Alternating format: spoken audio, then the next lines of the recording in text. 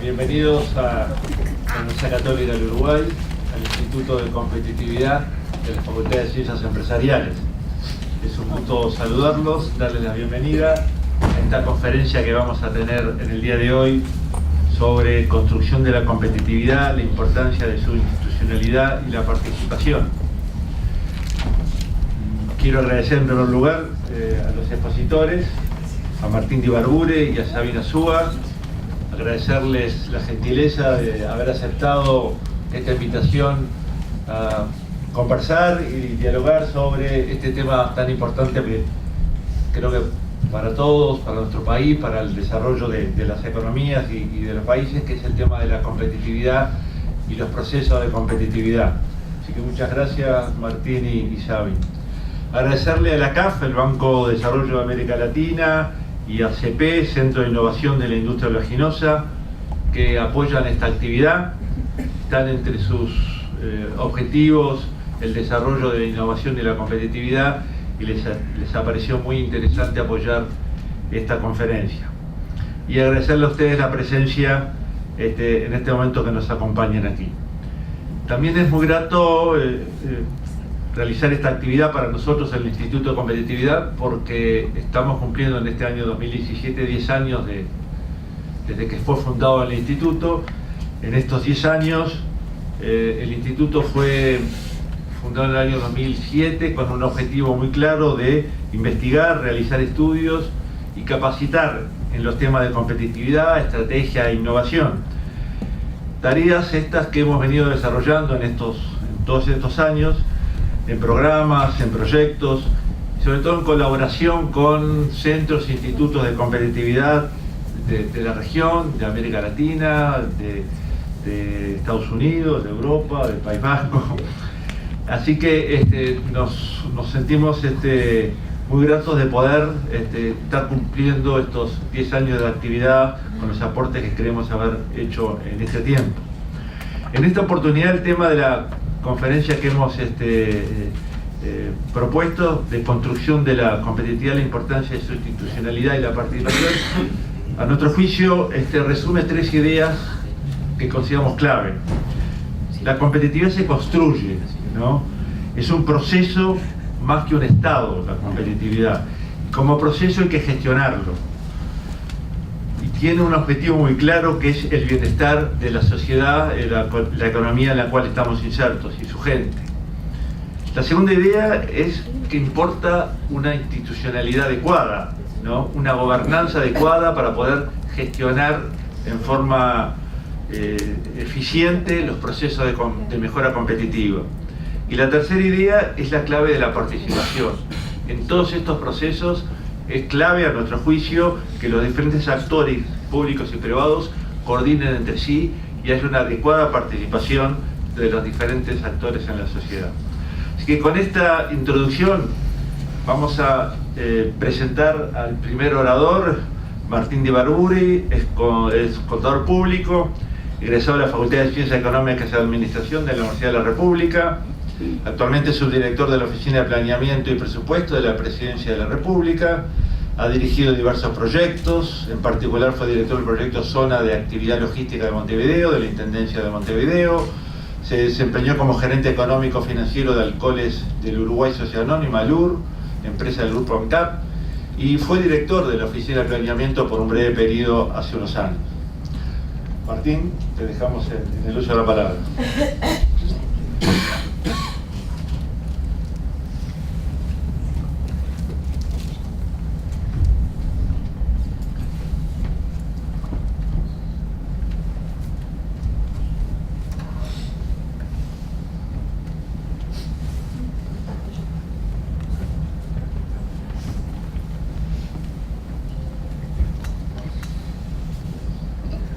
Bien, bueno, buenas noches, buenas tardecitas para todos. En primer lugar, como siempre, agradecer la invitación.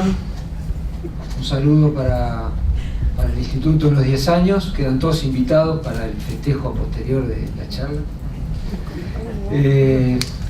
Docentes, estudiantes, academia en general, compañeros de la oficina que me ayudaron a, de alguna manera, elaborar esta presentación, Jenny, Laura, Diego, bueno, familia también, que siempre está presente, y empresarios todos. Realmente es un gusto poder compartir con ustedes el estado de cosas en materia de competitividad en Uruguay, que, como bien decía Roberto, es un proceso, y ese proceso a veces tiene algunas características que hay que identificarlas a tiempo. En particular nos preocupa hoy, y ese es un poco el tema, la institucionalidad de ese proceso. Por otro lado, no puedo dejar de decir que es un orgullo y un placer tener y compartir este panel con un profesor de estrategia, realmente un máster, además de vasco, característica que también nos une. Con Sabín hace muchos años que nos conocemos, tuve la suerte de visitarlo en Bilbao hace unos años, y realmente sabemos que tenemos de parte de él y luego algunas mejores prácticas y algunas experiencias exitosas para escuchar. En realidad, cuando me invitaron a la presentación, yo iba a hacer esto, y acá terminaba mi propuesta para escucharlo a Sabín. Pero parece que está bueno que nosotros como uruguayos, o que la mayoría pueda entender y comprender cuál es el proceso que Uruguay está llevando en esto.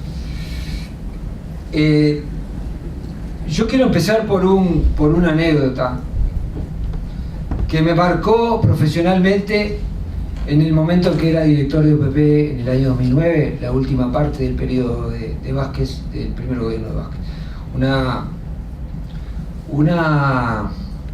Una experiencia que me dejó la sensación de que los estados de ánimo de la sociedad, y fundamentalmente la energía positiva que uno pone cuando quiere lograr alguna cosa, es tan importante como las herramientas que tenemos para usar. En aquel momento me tocó en suerte, digo suerte por esta experiencia, ir a Corea del Sur. Y acaba el primer mensaje: invitados por el gobierno, pero a visitar Samsung, ¿no? Imagínenlo en clave uruguaya, ¿no? El gobierno invitando para que fuéramos a visitar a Samsung y a LG, que en aquel momento estaban negociando con nuestra Antel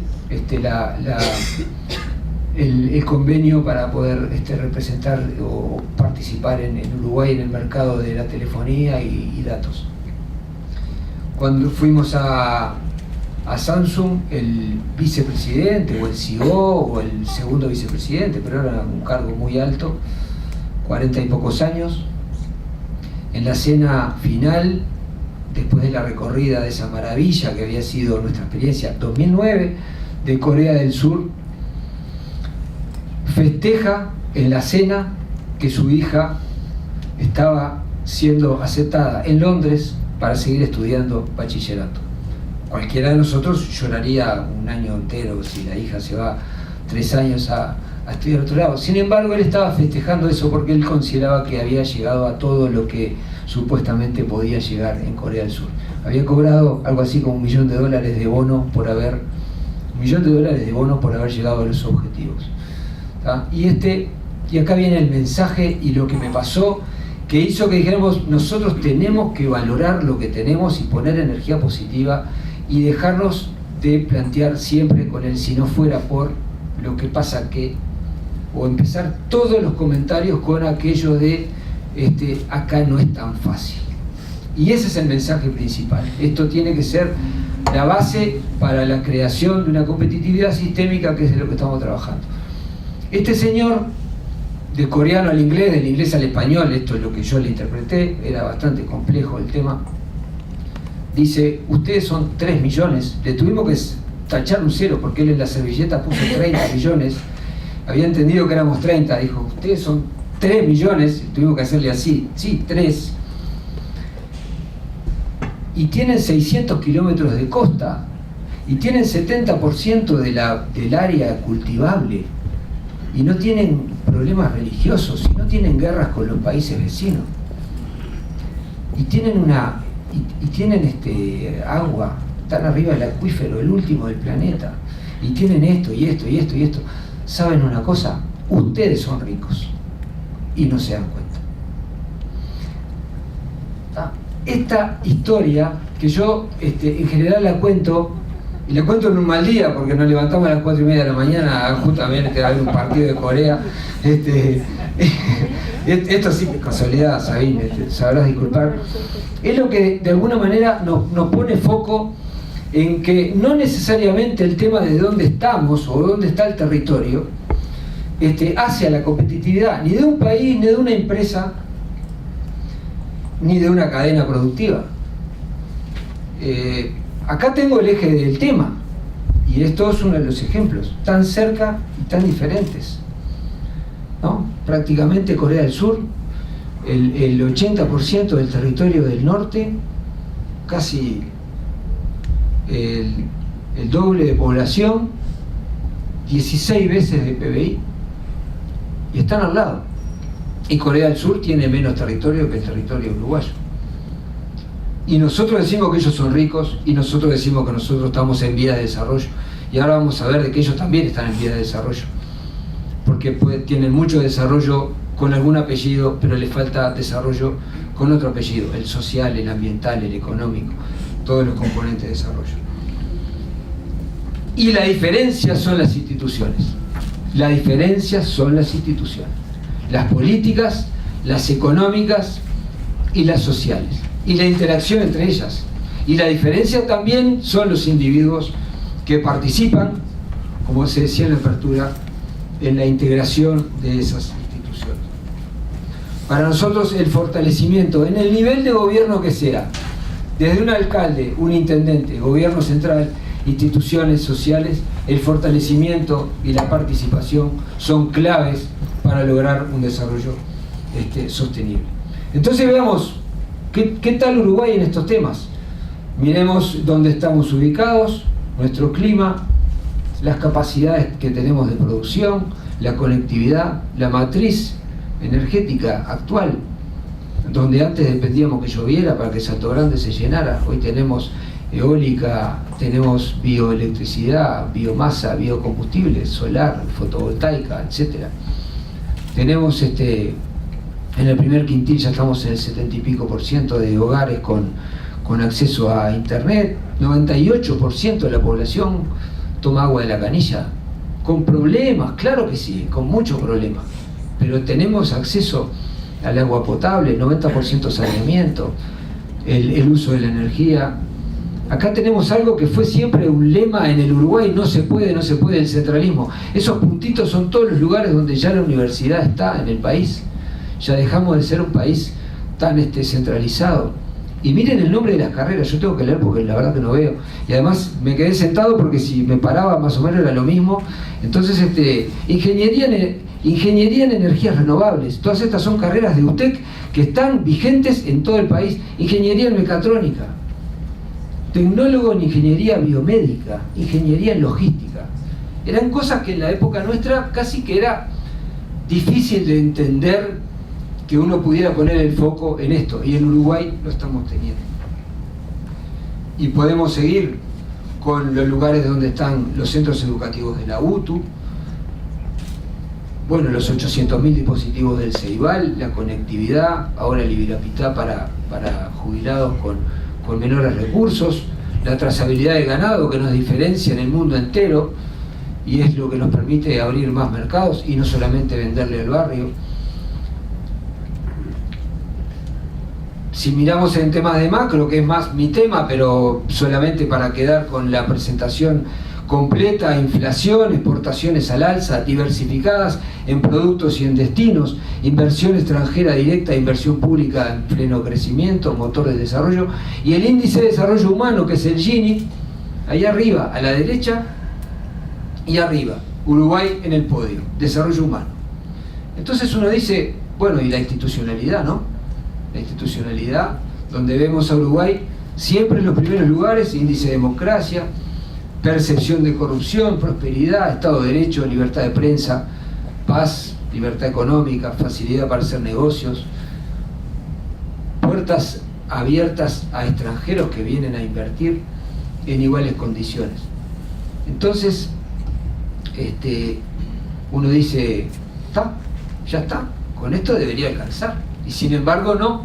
Y sin embargo no alcanza, a pesar de que Uruguay, que tiene esto como nueva utopía, estos son los Objetivos del Desarrollo Sostenible, firmados por Naciones Unidas en septiembre del 2015, pacto al cual adhirió Uruguay, y en los indicadores de base, lo que venían siendo los índices de desarrollo del milenio, Uruguay ya estaba muy bien posicionado. De la mayoría de los indicadores, Uruguay ya tiene metodología y ya tiene medición, y en esa medición estamos básicamente en indicadores sociales y económicos en el lugar 40 de Naciones Unidas, pero primeros en América Latina. Y estos son objetivos de la Agenda 2030 de Naciones Unidas. Y seguimos diciendo lo mismo. Bueno, ya está, entonces ya está. Y no está. Y no está. Y no está porque el modelo de desarrollo, si es un desarrollo económico y no tiene derrame en la sociedad, y no tiene participación, y no tiene inclusión, no es tal. Estamos concibiendo el desarrollo con esos apellidos: social, ambiental, económico y cultural. Ninguno de ellos por sí solo va a ser competitivo a un país. Y ustedes dirán, ¿cómo se enlaza esto con la competitividad? Se enlaza así, con institucionalidad, con políticas públicas, con dotación de infraestructura, para que tengamos igualdad de oportunidades y básicamente participación.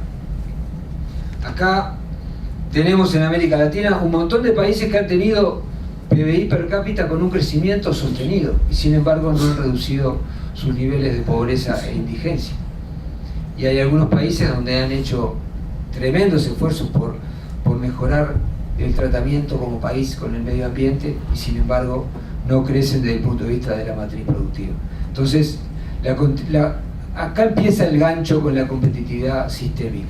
Tiene que haber un enlace en el modelo al cual se va, el desarrollo prospectivo al cual se va, en lo social, en lo ambiental, en lo productivo, en lo cultural, dotando infraestructuras para igualdad de oportunidades. Entrando en el tema institucional, bueno, es cierto, Uruguay ha dado muestras, por lo menos en la última década, fuertes de creación de institucionalidad para esto. La ANI creo que está cumpliendo 10 años ahora, ¿no? 2007. La ANDE desde el 2009.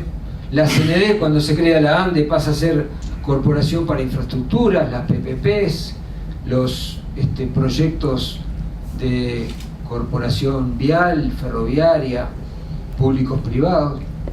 Uruguay 21 para desarrollar la marca país y para tener ese mercado más abierto en productos y en destinos. El Sistema Nacional de Respuesta al Cambio Climático, actual creación de una ley no muy lejana. El Instituto del Cooperativismo y el INEFOP, que era la Dirección de Empleo, transformado en un instituto que tiene participación del sector privado en la mesa, que tiene el sector privado sentado en la mesa, por aquello de la integración. Ahora bien, ¿para dónde vamos como país? Uno no puede trabajar en competitividad mirando la coyuntura, mirando el corto plazo. Tampoco puede medir la competitividad de corto plazo porque hoy la ecuación de costos no da, porque hoy soy tomador de precios si no sé a dónde tengo que ir en la estructura de costos o en la estructura de precios. Acá es donde viene el tema del vínculo estrategia y competitividad, y le pido perdón a Sabín, que es profesor de esto, y seguramente si estoy diciendo algo mal, él con mucha discreción no lo va a hacer notar, pero en definitiva compartimos el concepto de que con una estrategia de mediano plazo, prospectiva, con escenarios posibles, identificando dónde Uruguay tiene de alguna manera sectores productivos claves o estratégicos, tiene que analizar la competitividad. Y vaya si lo ha hecho. Un ejemplo bien claro es la cadena arrocera.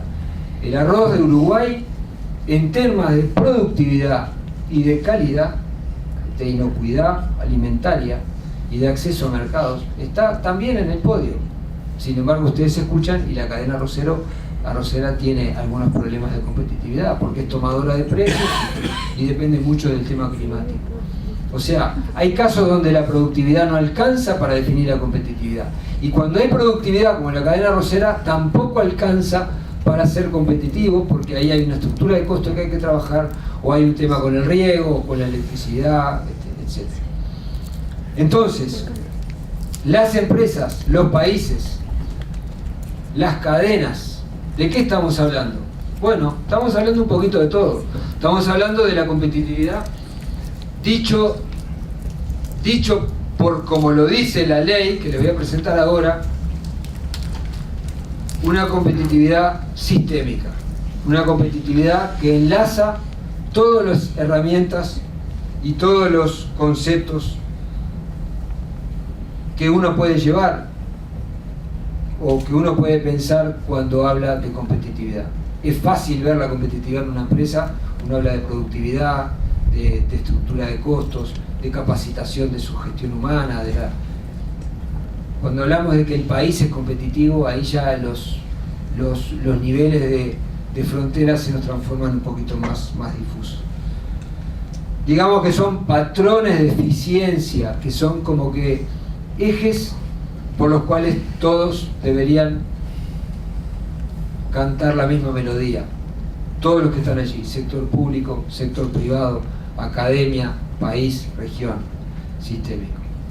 Y ahí es donde aparecen las más conocidas reglas de la competitividad: competencias, productividad, prosperidad, sostenibilidad. En definitiva, el foco siempre es el resultado, midiendo el resultado como el cambio del bienestar de la gente, ¿no? Este es un poco el lema. La competitividad al servicio del bienestar de la gente. El resultado medido en un cambio cualitativo del bienestar de la gente. Esa es la competitividad como la estamos viendo a nivel de sistema, con la base legal que les voy a contar. ¿Qué involucra esto? Bueno, niveles macro y micro, básicamente en los puntos macro son, digamos, la base, ¿no? La educación, la salud, las infraestructuras. A nivel micro, costos, rentabilidad, innovación, capacitación empresarial, emprendedurismo, el acceso a financiamiento para el pequeño y mediano empresario. Estamos en un lugar donde, al igual que América Latina, tenemos una empresarialidad que sustituye el empleo. Prácticamente la micro y pequeña empresa no tiene una empresa, lo que tiene es un trabajo. Y para que esa sea competitiva hay que asociarla, y hay que capacitarla, y hay que ayudarla a hacer planes de negocio, y hay que ayudarla a internacionalizarse, y hay que ayudarla a tener garantías, y hay que generarle las herramientas para que sean competitivos como empresa, como asociación de empresas, como gremio, y en definitiva para que su gente sea incluida en esa cadena. Las cadenas de valor no enfrentan esta pugna competitiva en forma aislada. Esto es prácticamente una máxima, donde tenemos que apoyarlos en la producción, que apoyarlos con investigación e innovación, con infraestructuras, llevarlo a una escala territorial vincularlos con el sistema educativo, y miren dónde estamos, y fundamentalmente el 6, que no por estar como 6 es el sexto, la alianza necesaria con el sector privado. ¿Cuál es entonces nuestro rol en esto, en nombre del Estado, del Poder Ejecutivo? Bueno, mirar el futuro. La responsabilidad del servidor es no quejarse de lo que pasó, sino tratar de diseñar estrategias contra la incertidumbre futura. Ese futuro que ya llegó, esos drones que ahora cuentan el ganado, esa tecnificación que nos ha invadido y que de alguna manera nuestras vidas personales hemos sucumbido con ellas, ese futuro es el que el Estado, en su rol, tiene que trabajar en escenarios posibles y decir, bueno, si pasa esto tendremos que responder de esta manera, y si pasa esto de esta otra manera, y si pasa esto de otra manera. Herramienta llamada prospectiva, que implica imaginar, no adivinar, imaginar escenarios posibles de futuros en base a la estructura productiva diseñada como estratégica. En eso estamos, pensando ese futuro, creando institucionalidad y a partir de esos dos insumos interviniendo con herramientas. La ley del Sistema Nacional fue una de las 10 leyes prioritarias del plan de gobierno de Tabaré Vázquez, elevadas en marzo del 2015 al Parlamento. Esta fue una de ellas. Cuando fue al Parlamento fue sin las dos letritas en rojo, fue como SNC, Sistema Nacional de Competitividad. Y realmente la riqueza de la discusión parlamentaria y la discusión con los académicos y con los entendidos en la materia nos hicieron ver y logramos identificar que no hay competitividad si uno no analiza la transformación productiva necesaria, y la inversa también es cierta. La transformación productiva no puede estar pensada si no es con el eje de la competitividad sistémica. La ley es esa que está allí, votada en el año diciembre del año 2016. En febrero se nombró la secretaría, que es la que coordina el gabinete, y el gabinete ministerial de la competitividad se reunió por primera vez, hará algo así como 10-15 días, el gabinete de la competitividad, que la ley nombra sustituyendo lo que en el 2005 fue el gabinete productivo, el gabinete de la innovación y el gabinete de comercio exterior. Quedó solamente el gabinete social, por obvias razones, afuera. Pero de esos tres gabinetes, por acumulación de institucionalidad, y no de este gobierno, sino acumulación de institucionalidad democrática en el Uruguay, llegamos a la conclusión de que la competitividad tenía que incluirlos, y en ese gabinete ministerial hay prácticamente 9 o 8 o 9 de los 13 ministros que tiene nuestro país. ¿Cuáles son las competencias que tiene este sistema? Y cómo enganchar con el tema de la institucionalidad. El sistema fue creado para promocionar el desarrollo productivo, innovador, con sustentabilidad y equidad social, ambiental y territorial. Justamente allí lo que estamos viendo son debates de política pública, creación de valor cualitativo para el futuro, política pública absoluta, ¿no? Todo el desarrollo tiene que tener los 4 apellidos: productivo, innovador, sustentable y equitativo. Ninguno de ellos por sí nos va a llevar a ser una Corea del Sur en América del Sur. Alguna vez nos llamaron la Suiza de América, en algún momento van a decir el Uruguay de Europa. Ahora, ¿qué implica en la intervención este sistema, esta ley, este gabinete? Lo que hace es marca pautas para intervenir en el proceso de transformación productiva, en la expansión de actividades innovadoras, en mayor agregación de valor con contenido tecnológico y creación de capacidades regionales y territoriales. No alcanza con colaborar con capacitación o con fortalecimiento institucional. Tiene que quedar instalado ahí, en el territorio, en las instituciones, en las empresas. Nos pasaba hace 10, 12 años que teníamos programas de emprendedurismo innovador, programas de emprendedurismo para gente que salía de la pobreza, programas de emprendedurismo para trabajadores rurales, programas de emprendedurismo, todos chiquititos, todos con dotación de dinero que no impactaban nada, que se enteraban 4 y nadie los coordinaba en cuanto al impacto. Ese es un poco el talante que tiene esto. Lo mismo, digamos, con fortalecimiento en el territorio, en las regiones. El otro día, por ejemplo, para que se entienda el trabajo, porque esto ya está funcionando, en Florida lanzamos un programa de competitividad para fortalecer la cadena ovina. Uruguay puede entrar al mercado internacional vendiendo carne con hueso ovino en la medida que tenga trazabilidad como la ganadera. Pues bien, Intendencia de Florida, Oficina de Planeamiento, Sistema de Competitividad, alcalde, ELINEA y productores asociados en las federaciones correspondientes. Sector privado, los 3 niveles de gobierno, dinero para investigar, y allá van las hojitas cada una con las caravanas para poder hacerle la trazabilidad. Plan piloto que en 6 meses veremos qué nos da. Y si funciona, Uruguay estará abriendo un nuevo mercado. Ese es el talante de la institucionalidad puesta para la competitividad. Yo, en esto, como decía Roberto, la competitividad trabajada como proceso, como suma, haciendo más con menos, haciendo distinto con la innovación y haciendo mejor aumentando la calidad. Y luchando contra esto. Y luchando contra esto. Que esto es la vida de hoy, esta es la vida real, ¿no? Hace poco me enteré que esa foto era cierta, la de arriba, yo pensé que era truchada, pero era cierta nomás.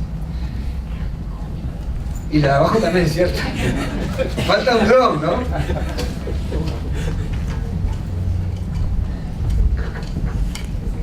Bueno, ¿para qué? Intervención y cómo. Termino con esto.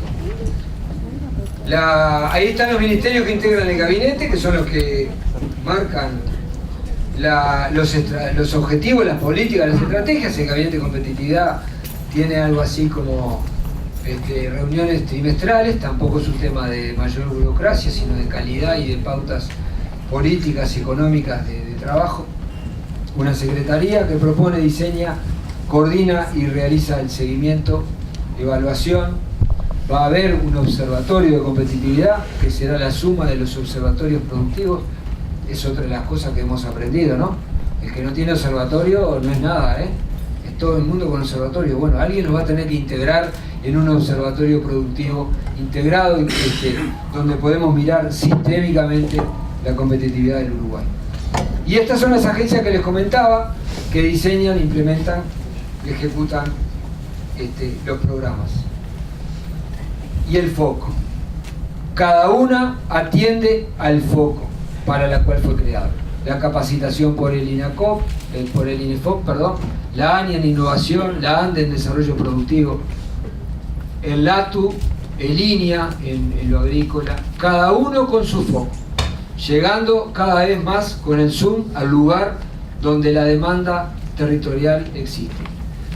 La diferencia es que cuando sube esa institución, sube a un único gabinete que marca una única política, donde tiene como consejo consultivo por ley la academia y el sector privado, las cámaras empresariales y la academia, cosa que implica intervención y demás. Estos son los complejos productivos por los cuales se ha hecho o estamos haciendo el trabajo de prospectiva, básicamente empezando por el 3, alimentos, tierra y agua, forestal, madera, turismo, industrias creativas, servicios globales de exportación. Uruguay está vendiendo servicios no tradicionales, hidrocarburos, minería y energías renovables, atravesados por 2 que son la economía digital y la bioeconomía, donde tenemos las TICs, la electrónica, la mecatrónica, las telecomunicaciones, la salud humana y animal y tal. Sobre este escenario estamos haciendo la prospectiva. Como siempre nos gusta decir, este es un trabajo de la primer P de la OPP, pues la OPP todo el mundo la conoce por la segunda P, ¿no? Nos miran raro porque somos del presupuesto, pero en realidad la OPP, que está cumpliendo 50 años, fue creada por la primera P, ¿no? Fue creada como Ministerio de Planificación en el año 66, en la Constitución del 66, promulgada en el 67, por eso estamos cumpliendo 50 años, al igual que el Banco Central.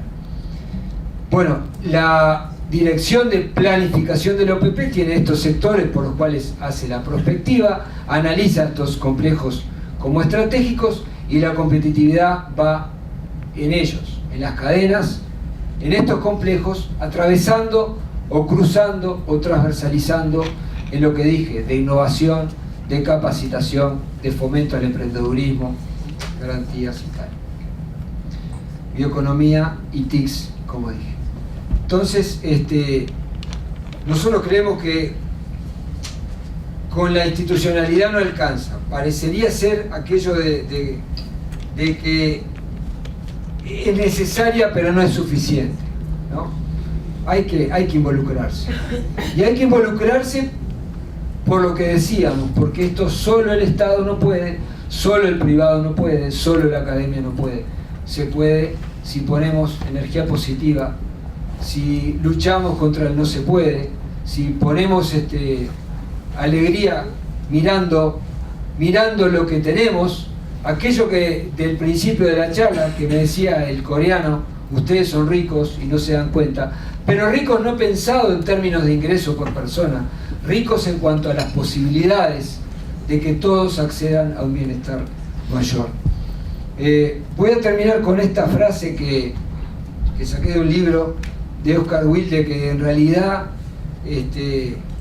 la verdad que me llamó mucho la atención porque prácticamente resume un poco lo que estamos pensando con la competitividad. Es una utopía, los ODS, el desarrollo, llegar a ese horizonte que cuando uno lo mira a lo lejos todos miramos lo mismo, podremos discrepar en cómo llegar, pero cuando uno mira para adelante en general mira lo mismo, esa utopía, pero cuando llega se le corre esa utopía.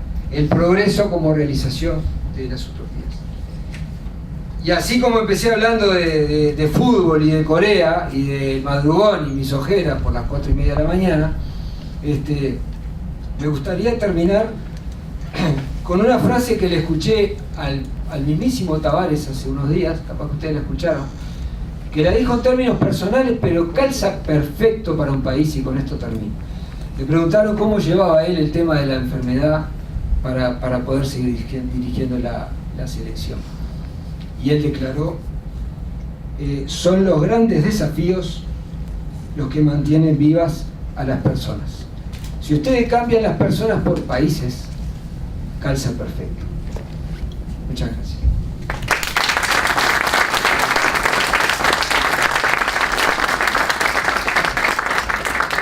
Muchas gracias, Martín, por esta interesante presentación de cómo se está viendo de parte del gobierno todo el tema de la competitividad y en los procesos para hacer nuestro país más competitivo. Vamos ahora seguidamente a darle la palabra a Sabin Azúa. Sabin es licenciado en Ciencias Económicas y Empresariales por la Universidad de Deusto, con un máster en Administración y Dirección de Empresas por el IES de la Universidad de Navarra. Ha desarrollado su carrera profesional en diversas firmas multinacionales como IDOM, KPMG, Bearing Point, y desde el año 2005 en la firma BMC Strategy, de la cual es socio director. Durante su carrera profesional, Sabin ha dirigido diversos procesos de reflexión estratégica para clientes, tanto en el País Vasco como en otros numerosos países, y ha coordinado gran cantidad de proyectos de competitividad regional e innovación que contaron con la participación de numerosos agentes económicos y sociales. Es un asiduo conferencista en foros vinculados en la gestión empresarial y en seminarios sobre un número amplio de temas relacionados con la estrategia empresarial, la competitividad y la innovación. Desde 1923 ha estado varias veces en Uruguay, colaborando con diversos proyectos, tanto públicos como privados, Es un amigo del Uruguay y es un amigo del Instituto. Muchas gracias, Xavi. Adelante. Gracias, Roberto. Buenas tardes, casi noches a todos. Voy a cumplir un desafío que me puso un profesor de Harvard hace casi 25 años, que fui a hacer una presentación con mi PowerPoint, no es crítica, Martín, y me dijo: los consultores solo sabéis hablar con un PowerPoint delante.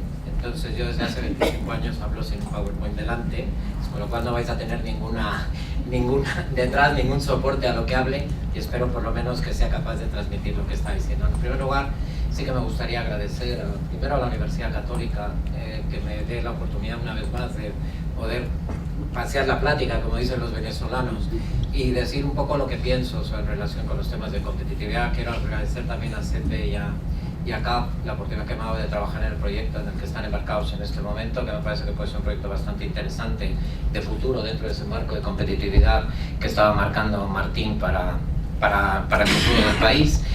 Sí decir que desde el año 1993 fue la primera vez que vine a Uruguay para hacer una agenda de competitividad. Y bueno, pues hoy me he encontrado con un país que ha avanzado muchísimo. Hemos visto los números que nos ha puesto Martín también ahí. Lo único, siento discrepar, el país del mundo que está en el podio en menor nivel de desigualdad social es el País Vasco. Lo que pasa es que no salimos en las estadísticas oficiales porque hay algún problema de oficialidad, pero bueno, pero si seguimos los métodos que sigue tanto Naciones Unidas como la Unión Europea para medir los índices de desigualdad social que hay en el mundo, solamente estamos a una décima de Suecia en el segundo lugar a nivel mundial. Entonces, bueno, algún día Uruguay nos alcanzará, pero espero que sea más temprano que tarde, no por vosotros, sino por nosotros.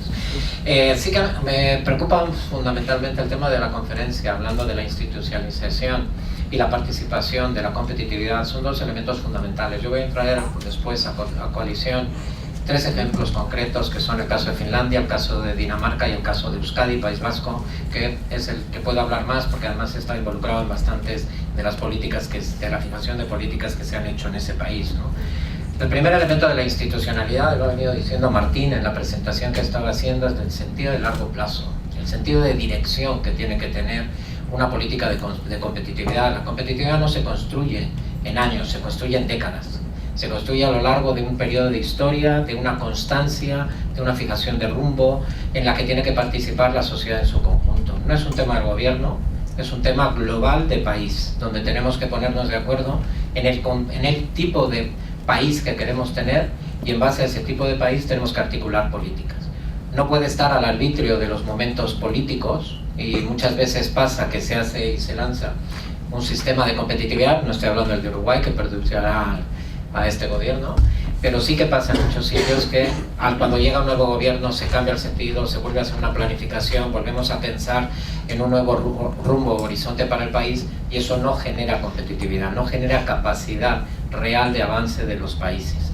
Lo que tenemos que tener es un sentido de dirección, el futuro, a dónde queremos llevar el país en el que nos toca vivir, y ese país tiene que ser, luego las políticas van a ser constantes, van a discutirse menos, y luego lo que sí hay es una praxis política, una praxis de las organizaciones, una praxis de la academia, una praxis de las empresas, que en función de ese escenario futuro toma sus propias decisiones libremente, caminos, alternativas, y lo decide, ¿no? Y eso tiene que hacerse en un contexto muy participativo. Y eso es quizá uno de los ejemplos que tenemos que tener en consideración de aquellos países más avanzados que están en este momento liderando a nivel mundial todas las pautas de competitividad: participación, institucionalización y sentido de focalización de la actividad de lo que estamos haciendo. A mí me gustaría voy a pasar muy brevemente por algunos retos y cambios que están produciéndose en el mundo y que tenemos que tenerlo en cuenta. En algún momento me voy a tener que poner las gafas porque estoy ahí a caballo entre que veo mis notas y no las veo, pero bueno. La primera situación es, yo creo que estamos cambiando en un mundo mucho más convulso, que no es convulso porque la situación del año 2017 sea convulsa, sino que se va a instalar en una situación de permanente convulsión en los próximos años. Va a haber cambios terribles en los paradigmas económicos, en la forma de enfocar las empresas, en la forma de enfocar los gobiernos, en la forma de hacer realmente nuestra vida, ¿no? Una de las cosas que tenemos que tener en cuenta, y a la hora de definir la competitividad es fundamental, es que se han desplazado y se van a seguir desplazando en el mundo los centros de generación de riqueza. No son los mismos que vivieron nuestros padres, no son los mismos que vivimos nosotros, y no van a ser los mismos que en este momento están haciendo. Antes hablaba Martín de yo quiero ser la Uruguay de Europa. Buscaros otro ejemplo. Nosotros en Europa en este momento estamos descentrados. El egocentrismo europeo nos ha hecho perder competitividad, nos ha hecho perder referencia en el mundo. Nos hemos considerado que los nuevos países emergentes que están marcando pautas de competitividad iban a seguir las pautas de competitividad que marcábamos los europeos, y eso no va a pasar. Entonces, buscaros otro ejemplo, y yo más que buscar un ejemplo, buscar vuestro propio camino. Una de las señas fundamentales de cualquier política de competitividad es reforzar la identidad propia. Hay que mirar hacia los demás, pero hay que poner el sentido en lo que cada uno quiere que sea su propia vida. Lo mismo que hacemos todas las personas a nivel individual, lo tienen que hacer los gobiernos, lo tienen que hacer los países. Un elemento también importante, y que yo creo que eso tiene que ver con ese cierto complejo que tenéis en Uruguay de país pequeño. Yo soy de un país que tiene menos habitantes que Uruguay, que es el País Vasco.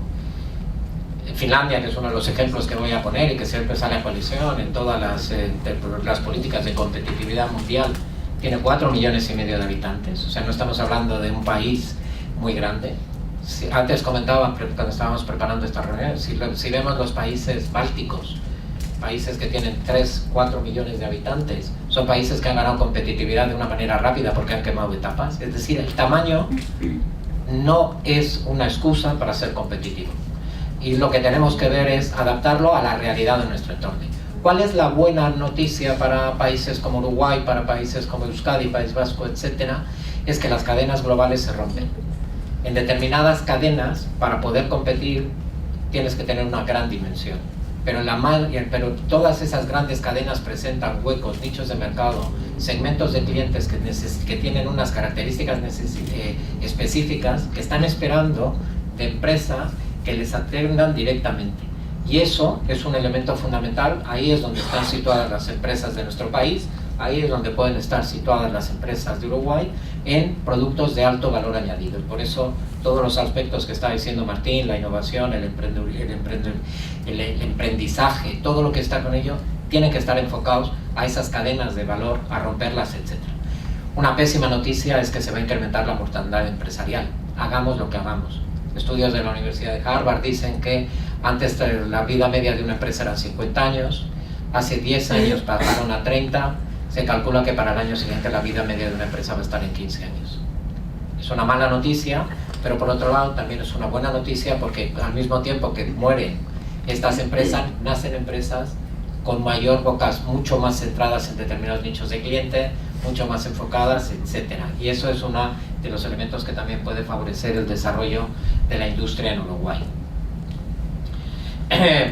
Yo creo que hay uno de los rasgos esenciales, no me voy a detener mucho en algunos otros rasgos de entorno que debemos decir, pero a mí hay uno que me preocupa fundamentalmente y que tiene que ver con la competitividad, que es el culto por la inmediatez que se ha instalado en la sociedad. Necesitamos en todo momento que nuestro producto tenga una respuesta inmediata, que cada vez que queremos contactar con alguien, y eso nos lo han llevado las redes sociales y nos lo ha llevado la facilidad de la tecnología de la comunicación, nos hace que tengamos una vinculación muy excesiva con lo inmediato. Los gobiernos tienden a lo inmediato. Las reacciones del populismo en Europa en este momento, por poner un ejemplo, no son decisiones que se están tomando para favorecer la competitividad futura de los gobiernos, están para paliar la situación de un momento concreto. Y en todos los que hacéis competitividad, los que hacéis empresa, los que hacéis mundo educativo, sabéis que hay que compartir y hay que compaginar en un momento la gestión dual. Siempre hay que preparar el futuro gestionando el presente, y hoy estamos instalados en gestionar el presente. Por lo tanto, esta institucionalización que hablaba Martín es vital para poder desarrollar la competitividad de los países en el largo plazo. Pasando un poco de algunos elementos que están en ese entorno, me gustaría sentarme en 3 países. He cogido 3 países que cumplen las normas del premio Nobel Krugman, que dice que no hay ninguna sociedad que pueda ser competitiva si no es una sociedad con fuerte nivel de cohesión social. Porque la competitividad no es lo que muchas veces se lee en los periódicos o en los discursos. La competitividad no es tener mejores costes macroeconómicos, mejor situación macroeconómica. Eso no es competitividad. Competitividad es un país competitivo es aquel que es capaz de generar riqueza y y al mismo tiempo mantiene o eleva los niveles de cohesión social de ese país. Y eso lo dice el profesor Krugman, no es mío, afortunadamente lo dice alguien bastante más cualificado que yo. Y los 3 ejemplos que quería poner es de esa institucionalización, de ese sentido de largo plazo, como decía, son Finlandia, Dinamarca y mi país, el País Vasco. En Finlandia lo que dice el eslogan fundamental que lleva esa proyecta es que todo finés tenga acceso a las mejores condiciones de vida que existen en el mundo. Eso es el objetivo central de la política en la que se han puesto de acuerdo todos los gobiernos. ¿Cuál es el driver que ha elegido Finlandia para hacer ese desarrollo? La educación. El modelo educativo finés es uno de los modelos más reputados en el mundo y está enfocado fundamentalmente a generar en las personas cohesión social, es decir, se enseña a los jóvenes, a los niños desde críos, que lo importante es el ser y no el tener, cosa radicalmente distinta que las enseña la mayor parte de los centros educativos del mundo, no en la católica seguro, pero sí en otros sitios. También tenemos que tener gente con capacidad de exploración, con curiosidad, con capacidad de comunicación, con capacidad de interacción con los demás, y sobre todo entender bien la competitividad, que la competitividad en un mundo educativo no es ganarle al que está en el banco de al lado, es colaborar con ellos para generar un aprendizaje compartido y hacernos mejores todos. ¿Cómo se materializa eso? Esto es filosofía de educación y tal. ¿Cómo se enfrenta? Hay un pacto educativo firmado por todas las fuerzas políticas, firmado por los sindicatos, firmado por las asociaciones empresariales, por la sociedad en general y vivido con pasión en Finlandia como uno de sus rasgos identitarios.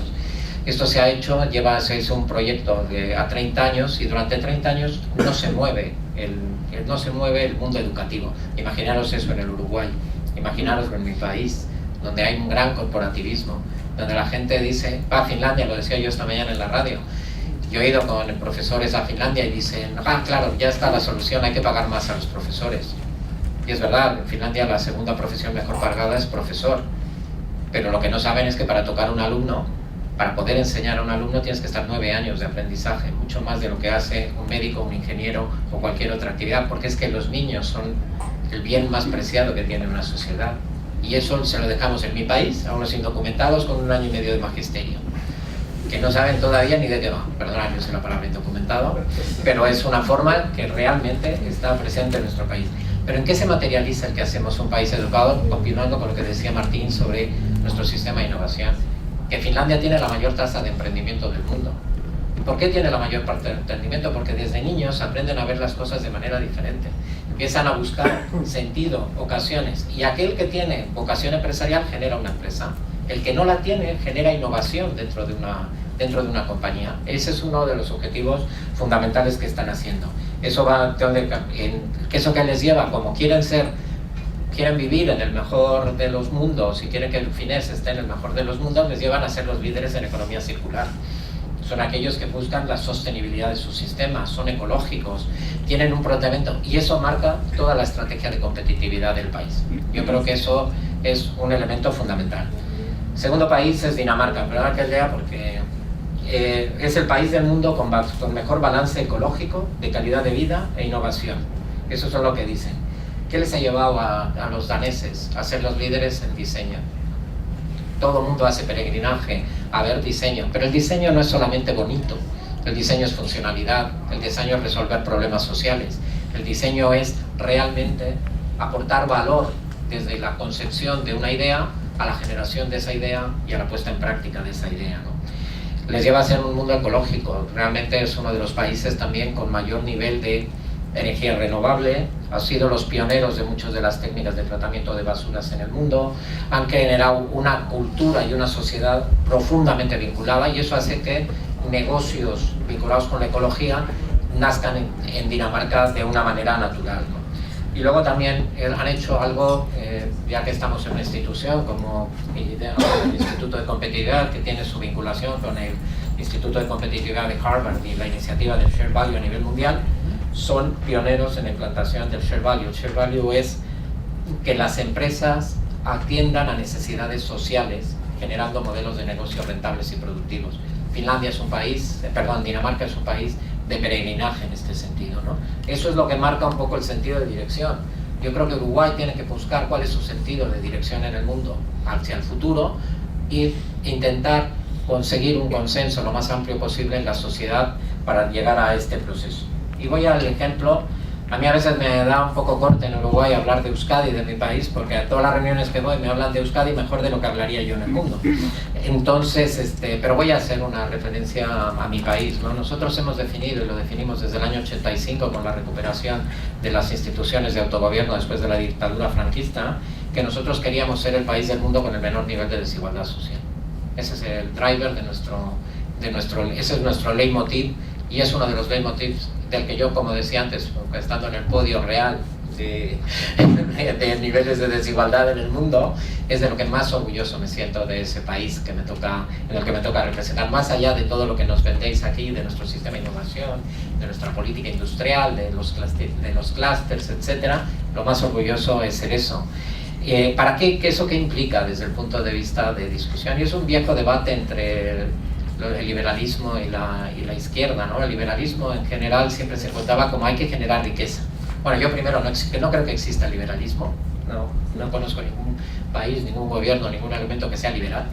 Todos dicen que son liberales, pero luego son intervencionistas. El país más liberal del mundo, que era Estados Unidos, es el más intervencionista que conozco yo, bueno, si quito las economías totalmente dirigidas, pero siempre ha habido un problema, que cuando el liberalismo habla de generar riqueza se olvida de la parte de la cohesión social.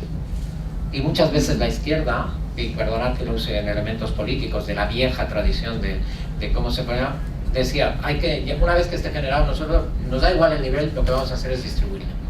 Entonces, no hay forma de romper esa ecuación. Las dos partes tienen que ser parte de una ecuación, generar riqueza y realizar un elemento de cohesión social. Ahí yo quiero apelar a uno de los elementos que me parece fundamental y que creo que en Uruguay tenéis que darle una vuelta para darle muchísima más pujanza, que es la apuesta por la industria. Si queremos generar riqueza de largo plazo, sostenida, que realmente impacte en la sociedad, tenemos que tener un tejido industrial productivo, competitivo a nivel internacional. En ese marco que nos toca decidir. Primero, ¿por qué la industria? En primer lugar, es porque la industria es la que más empleo genera. Por cada empleo, y bueno, lo decía, por cada empleo generado en la industria se generan entre 4 y 5 empleos en sectores relacionados, dependiendo del sector de actividad. En algunos llegan a ser hasta 10 empleos de lo que estamos diciendo. El 80% de la I+D que se hace en el mundo está vinculado con negocios o actividades productivas, con lo cual tenemos que, realmente ese es el elemento que tenemos que proteger. Cuando Barack Obama llega a la mano, yo nací en México y viví 18 años en México. A nosotros nos encantaba la política americana. Yo cuando digo como mexicano, nos gustaba la política de mandar para México la maquila de todos los productos industriales que se hacían en Estados Unidos. Esa sensación de estamos maquilando hizo que los mexicanos aprendieran a producir. Cuando tú aprendes a producir, cuando aprendes a controlar el proceso, aprendes a innovar. Eres el dueño de los diseños de los productos y servicios que se están haciendo. Y se encontraron con que de repente los americanos habían perdido más de 5 millones de empleos que se habían trasladado a México, y que las empresas mexicanas eran más potentes que algunas de las empresas más poseedoras de tecnología, que las empresas que les estaban mandando a maquilar. A Barack Obama Barack Obama no es Barack Obama, pero sí que Barack Obama toma la tendencia de hacer el onshore, de intentar retraer el proyecto. ¿Por qué? Por esta sensación. La industria es la que genera movimiento, la que genera desarrollo y la que genera realmente capacidad de producción. Esa fue la apuesta fundamental de Euskadi en nuestro momento, cuando España no apuesta por la política industrial y se decía la mejor política industrial es la que no existe. El gobierno vasco y la sociedad vasca optó por la industria, optó por apostar por la industria, y hoy, pues con todas las penas y problemas que tenemos en Europa y en nuestro entorno, sigue siendo un modelo de producción. Fue de los pioneros en la clusterización, que es uno de los elementos también críticos en este proceso. Fuimos de las primeras sociedades en hacer la especialización inteligente, real, porque la especialización inteligente es un concepto que lo que dice es que lo que tenemos que hacer es adecuar las capacidades de investigación, capacidades científico-tecnológicas con el mercado, y la mayor parte y eso nos llevó a nosotros a tener 3 áreas de actividad exclusivamente donde íbamos a focalizar los estudios en una especialización inteligente. Luego también tiene que ver con la vinculación con el mundo educativo, una FP, una educación vocacional se llama aquí, ¿no? La FP, la que no es la universitaria, técnica, aquí se llama técnica, la vocacional se llama en otros países. La vocacional, que es vital para el desarrollo de un modelo industrial y que forma parte de ese proceso, nos llevó a la especialización en nichos de mercado concretos, nos lleva a buscar realmente esas soluciones a medida para que estén haciendo. Y todo se ha hecho en una fuerte correlación entre lo público y lo privado. Todo ha sido permanentemente dialogado y definido. ¿Qué es lo que hace referente a un país en este sentido? Es la generación de un ecosistema industrial. Eso es a lo que debería de tender Uruguay. Que el ecosistema industrial, que sea la parte educativa, la parte formativa, los servicios avanzados, los servicios de innovación, las empresas, los elementos de comercialización, el gobierno, todo el mundo formara parte de un ecosistema que incrementara y ayudara a la competitividad de los demás. A mí me hizo mucha ilusión cuando asistí a una cena que nos dio a una serie de personas, cuando digo una serie éramos 500, un empresario indio que compró una empresa vasca. Y de la cena, delante del presidente del gobierno vasco y de mucha gente, dijo, hay gente que está confundida, nosotros no hemos comprado una empresa vasca, hemos comprado un trozo del sistema vasco de innovación y emprendimiento. Es decir, lo que hace realmente productivo el sistema no es una empresa, no es excelente, no es un centro de investigación excelente, no es una academia excelente, es un ecosistema articulado, funcionando en red y trabajando de esa manera. Así se crea la competitividad de la mayor parte de los países, ¿no?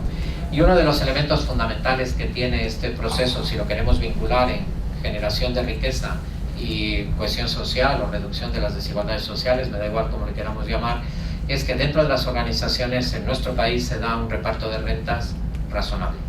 Y cuando digo es una medida fundamental, el reparto de rentas dentro de una organización es algo. La renta no se reparte una vez haya sido generada a través de los mecanismos de la propia que tienen los gobiernos a través de la política tributaria. Es una parte de esa renta. El problema es vincular a las personas en algo que es fundamental y que yo creo que es una seña de identidad de nuestro país, y que creo que es uno de los seños, la generación de empresas participadas. Es una seña de identidad real que hace este proceso. Cuando estamos hablando tanto de participación, hay que llevarlo de lo macro a lo micro. Hay que llevarlo a la unidad donde se genera la riqueza, y esa es una empresa. Nosotros decimos que las empresas preferimos definirlas como comunidades de personas. Las empresas son comunidades de personas, somos personas que nos asociamos para un proyecto compartido, un proyecto de largo plazo, un proyecto donde queremos definir. Yo decía el otro día en un trabajo dentro del proyecto de la CEPE, decía, cuando estaban participando alrededor de 18 personas en la definición de lo que es el diseño del proyecto futuro de la organización, que no hay privilegio mayor que pueda tener un trabajador que participar en el diseño de su propio futuro. No lo tienen, eso es un privilegio que no tienen la mayor parte de las personas en los proyectos empresariales en los que están metidos, y es un signo de identidad de nuestro país. Y es un signo de identidad que hace que realmente haya un proyecto compartido. Normalmente lo que hacemos en las empresas es definir un proyecto entre 4 o 5 personas o el equipo directivo y vendérselo a los demás y decirle, este es tu proyecto, comparte este proyecto. Así no se comparten las cosas. Se comparten diseñándolo, se comparten compartiendo riesgo, compartiendo beneficio, compartiendo alguna mecanidad. Me da igual cuál sea la fórmula de reparto. No estoy hablando de cooperativismo, no estoy hablando de sociedades anónimas laborales, estoy hablando de empresa participada. Y en ese sentido, lo que hace una empresa participada, si uno tiene claro cuál es su proyecto de futuro, le ayuda a definir muy bien los caminos del desarrollo personal, le ayuda también a tener unos mayores niveles de información, de desarrollo, etcétera, que haga que realmente la gente se vincule más con el proyecto, refuerza la identidad de las personas, y genera realmente uno de los elementos que va a ser crítico en este ciclo, la capacidad de atraer y retener talento. El talento va a ser móvil. Uno de los elementos fundamentales es que las personas nos vamos a mover, vamos a trabajar, vamos a ser un poco menos, vamos a buscar menos seguridad y vamos a buscar proyectos atractivos. Y ya que veo jóvenes al final de la sala, uno de los elementos fundamentales, la gente dice que los jóvenes actuales no queréis trabajar. tenéis menos niveles de responsabilidad que las personas que bueno, como yo, tenemos calvas y alguna cosa por el estilo. Yo no creo que eso sea verdad. Yo creo que uno de los problemas que estamos teniendo en el mundo empresarial y el mundo, además, y creo que también se relleva a las instituciones públicas, es que no hacemos proyectos atractivos para los jóvenes. No hacemos proyectos atractivos para los jóvenes, para lo que están buscando los jóvenes ahora. Estamos buscando proyectos que están gestionados para nosotros mismos, para nuestra forma de ser. Y eso no puede ser. Tenemos que ayudar. Una de las formas que hay que hacer es ayudaros a redefinir vuestro propio rol dentro de las organizaciones, que va a ser distinto al que mi padre soñó para mí y al que yo soñaba para mis hijos, y poco a poco me he ido desengañando que mejor que busquen su vida y que no hagan la mía, porque si no van a ser infelices. Y entonces lo que sí, o sea, yo creo que aquí, solo por refrendar que esto no es lo de las participadas, no viene de mi parte, John Stiglitz, otro premio Nobel, esto va de premios Nobel, John Stiglitz, que es otro premio Nobel, ha dicho que en el futuro las únicas empresas que van a subsistir son las empresas participadas. Con lo cual, si lo dice Stiglitz, pues en alguna cosa tendremos que hacerle razón y por lo menos intentemos desarrollar algún tipo de camino en este sentido.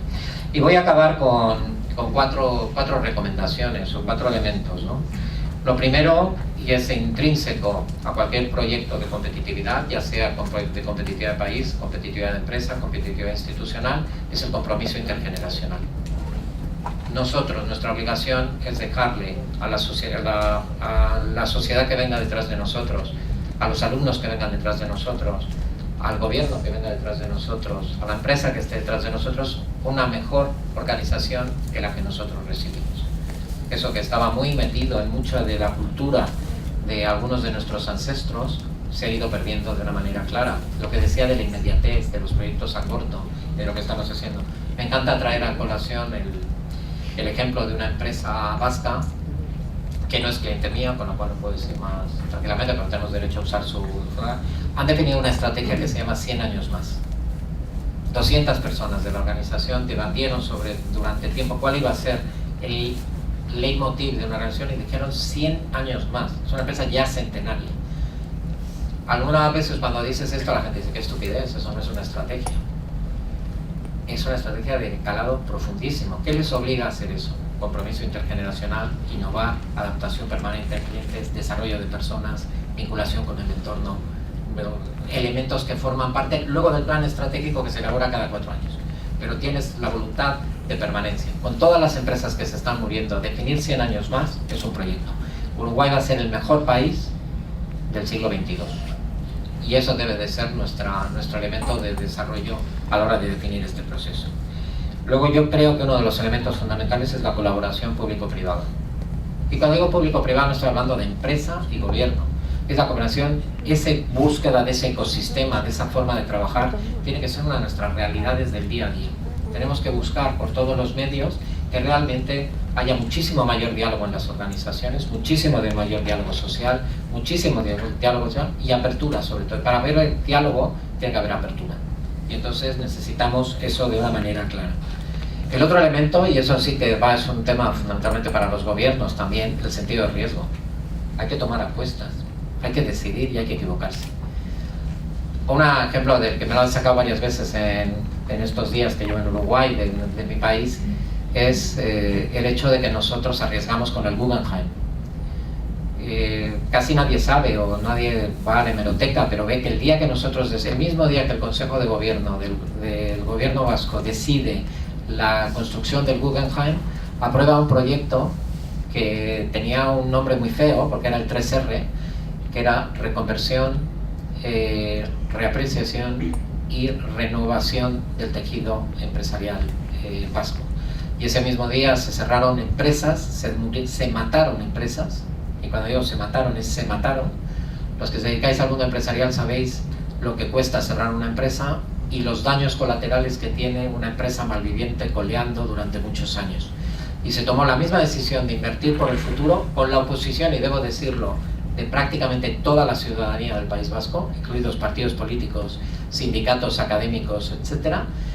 Ese mismo gobierno tomó la decisión de reorientar el tejido productivo poniendo 8.000 personas en la calle, pero al mismo tiempo esas 8.000 personas buscándoles una salida, nuevos proyectos, nuevas cosas empresariales, y al mismo tiempo una apuesta de futuro de situar Euskadi en el mar. Ese sentido de riesgo, yo escribí hace poco un artículo que decía, hoy en día el Guggenheim no existiría. La sociedad actual, por ese concepto de inmediatez, por ese concepto, no permitiría un proyecto de tanto riesgo por la administración pública como el que se asumió en aquel momento. El siguiente punto es la visión sistémica. Tenemos que contemplar, como decía Martín, y me encanta que lo haga así el gobierno uruguayo y la sociedad uruguaya, de decir vamos a buscar una sistematización del trabajo, porque no podemos tomar temas parciales. Lo que decía de Finlandia, no puede ser que los profesores se fijen en el salario, no puede ser que alguien se fije que salen alumnos los empresarios igual que salen alumnos muy preparados con un coste salarial menor que el que sale en otros países. Tenemos que ir a buscar un sistema educativo que lo vea, o un país que se vea de una manera clara. Y voy a acabar con una relación. Tenemos que buscar tener un proyecto compartido de país, unos signos de identidad que haga que nosotros realmente funcionemos, y ese es un proyecto en donde todos tenemos que ganar. Me gusta contemplar contar una anécdota que me contó un monje zen que es muy amigo mío, que me contó un misionero que estuvo en una tribu Xhosa en Sudáfrica, y que fue, pues les puso a hacer un misionero les puso a los niños de una tribu que no tenían mucho que comer, les puso a hacer un ejercicio, ¿no? Puso una cesta de fruta al final de un árbol y dijo, esta cesta de árbol es para el primero que llegue y la coja. Eso pasa en mi país, y todos los niños correrían tratando de emular a Usain Bolt para llegar el primero a la cesta y llevársela a casa. Los niños se cogieron de la mano y fueron cantando hacia la cesta, y cuando se sentaron todos alrededor de la cesta compartieron la comida y se pusieron a seguir cantando. Y cuando el jesuita, era jesuita además, les preguntó qué es lo... no es un honor a la Universidad Católica, sino que era jesuita de verdad. Y cuando el jesuita les pregunta qué es lo que estáis haciendo, ellos dijeron Ubuntu. Ubuntu en lengua xhosa significa yo estoy bien si tú estás bien. No podemos comernos la cesta si uno de nosotros no tiene que comer. Eso es un concepto de proyecto compartido. Eso es el alma fundamental de un proyecto de país. Yo no soy nada si el que está al lado mío no tiene el mismo nivel de bienestar, o puede alcanzar en algún momento el mismo nivel de bienestar que podemos alcanzar nosotros. Y una recomendación final para Uruguay y para todo, que tiene dos vertientes. Por un lado, la primera, acción y agilidad. Acción y agilidad. Y sé que Martín me va a entender porque nos conocemos de hace mucho tiempo. No pasemos tanto la plática y actuemos. Necesitamos mucho más acción. El mundo cambia a un ritmo muy grande y no nos va a esperar. No nos va a esperar a que nosotros tomemos decisiones, o va a esperar a que el ritmo sea el que nosotros hagamos. Y la segunda, que es para todos los elementos de la vida, pasión. Pasión absoluta. El futuro, como decía la última transparencia de Martín, de Finter, lo que decía Oscar Wilde, pero el futuro va a depender del nivel de pasión que le pongamos nosotros. Hay que construirlo. Y acabando con una frase, ya que has hablado de fútbol, pues yo voy a meter a otro, que es Johan Cruyff, uno de mis ídolos de juventud. Cuando eso de la pasión, él dice: mientras los jugadores se diviertan, tienes ganado el 80% del partido. Si los jugadores no se divierten, las posibilidades de ganar al enemigo son cero. ¿Eso por qué pasa? Porque le des al enemigo, y eso tiene que ver con el diseño que hagáis de la construcción de la competitividad. Eso pasa por decir que cuando tú tienes la pelota, tu rival no la tiene. Tú marcas las reglas del juego. Entonces, haceros dueños de vuestro propio futuro, construirlo, y construirlo con pasión. Y animar al que tenéis al lado a que se sume a la manif. Intentar hacer que eso, y eso hará que tengamos un Uruguay mejor, un Uruguay más competitivo y un Uruguay muchísimo más inserto internacionalmente. Muchísimas gracias.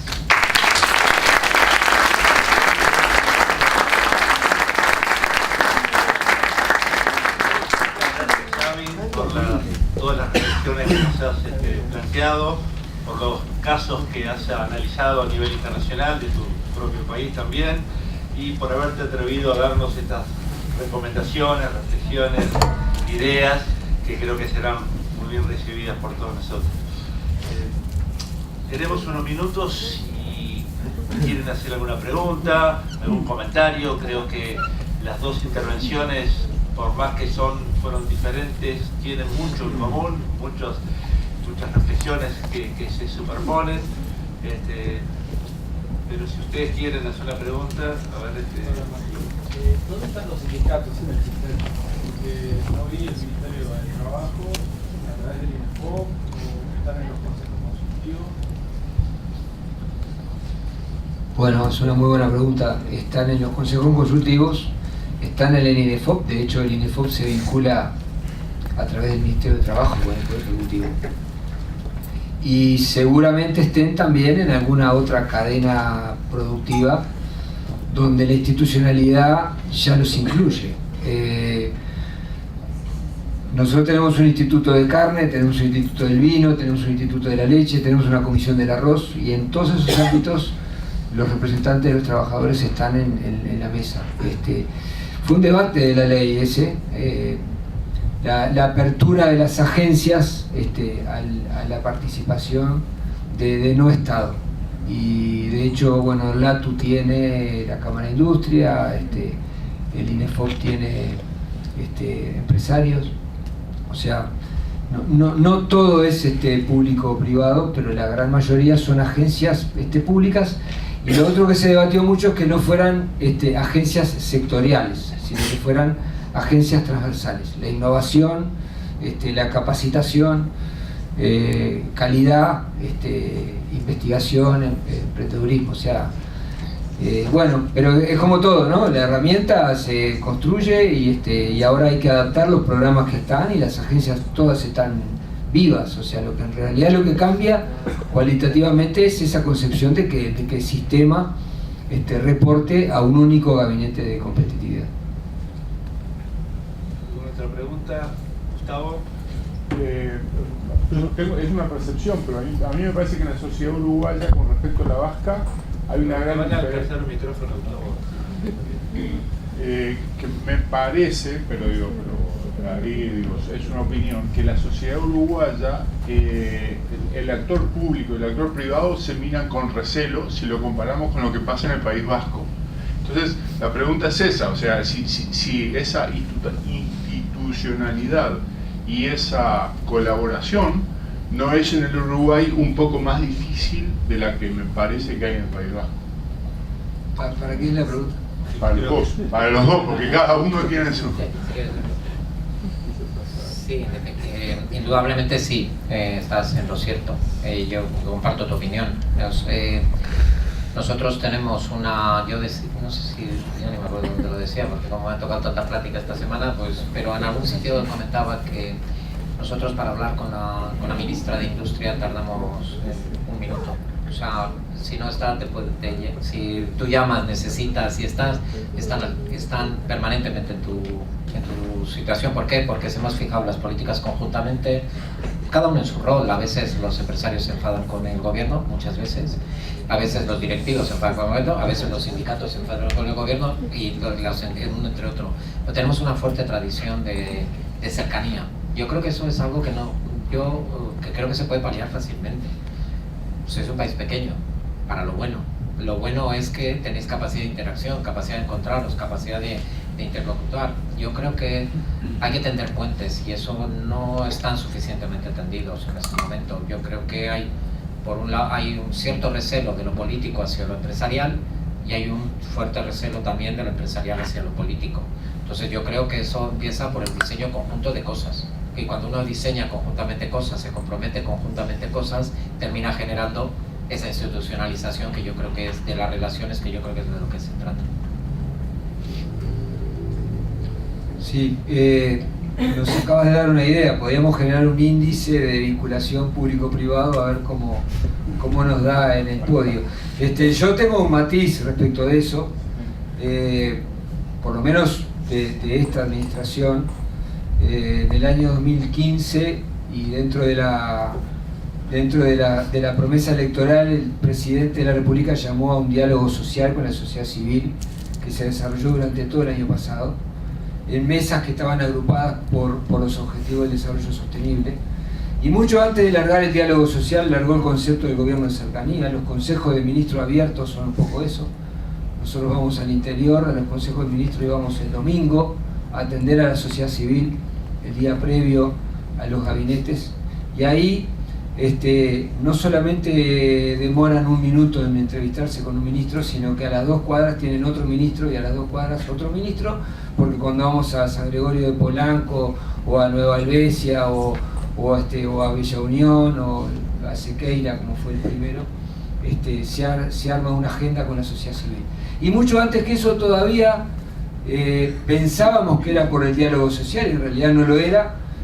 Uruguay fue a buscar una estatuilla de ser uno de los países que más vínculo con la sociedad civil. No digo sector privado, el sector privado y público tiene sabor a economía, a empresarialidad, y ahí por ahí capaz que hay mucho de paradigma también. Yo digo, relación gobierno con sociedad civil, el BPS tiene desde cuando una integración en su directorio de representantes de los jubilados, el LATU tiene la Cámara de Industria, la ANI tiene la Academia, o sea, hay un montón de ámbitos donde el sector privado, el tema es vencer esto de lo que decíamos al principio, ¿no? De decir, los canales están, y en definitiva somos las personas con esa pasión que nos está interpelando Sabin ahora, que hay que poner para lograrlo, y quitarnos todos de alguna manera el sombrero cortoplacista o el resultado de la cocarda inmediata de quién fue la idea y dónde la comparto. Pero yo creo que hay un gobierno de cercanía,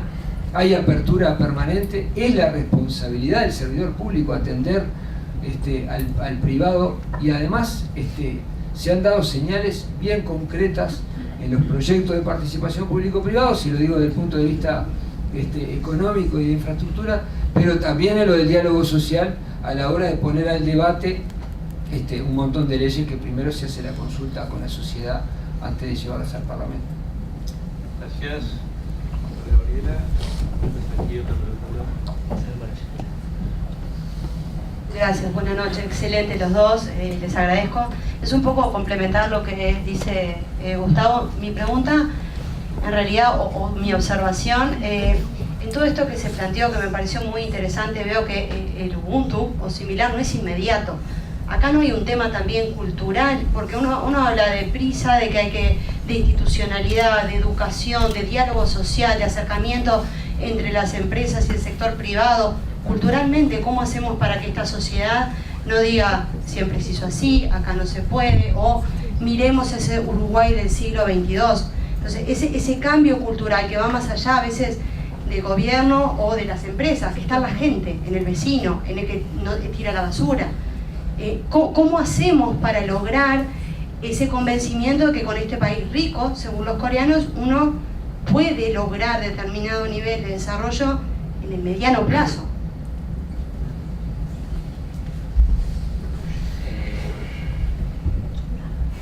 Yo diría el primer punto es huir del fatalismo. Huir del fatalismo es la primera respuesta que me sale a esto. Antes comentábamos, hay un caso que se da en el Instituto de Competitividad dentro del curso MOOC, que es el caso de Estonia.